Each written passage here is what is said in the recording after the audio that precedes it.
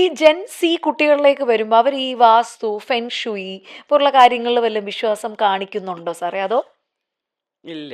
അത് ഇല്ല?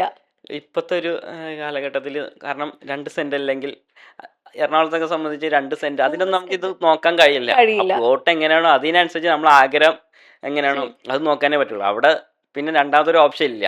കാരണം വാസ്തു കാര്യങ്ങൾ നോക്കി അത് ഒരിക്കലും പോസിബിൾ അല്ലല്ലോ. ഉം, ഉം. അങ്ങനത്തെ കൊണ്ട് ഇനി നോക്കുന്നവരുണ്ട്. ഇപ്പോൾ വളരെ കുറഞ്ഞു വരുന്നുണ്ട്.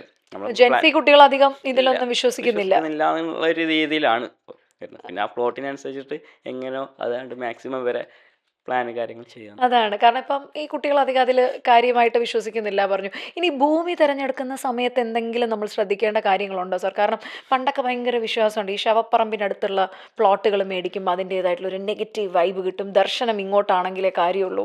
ദർശനം മാറിയാൽ പ്രശ്നമാണ്. അപ്പോൾ സാറിന് അങ്ങനെ എന്തെങ്കിലും വിശ്വാസം ഉണ്ടോ? കാരണം ഇത്രയും വീടുകൾ ഹോംസ് ഫോർ ഇപ്പം കേരളത്തിലാകമാനം ചെയ്ത് നൽകിക്കൊണ്ടിരിക്കുകയാണ്.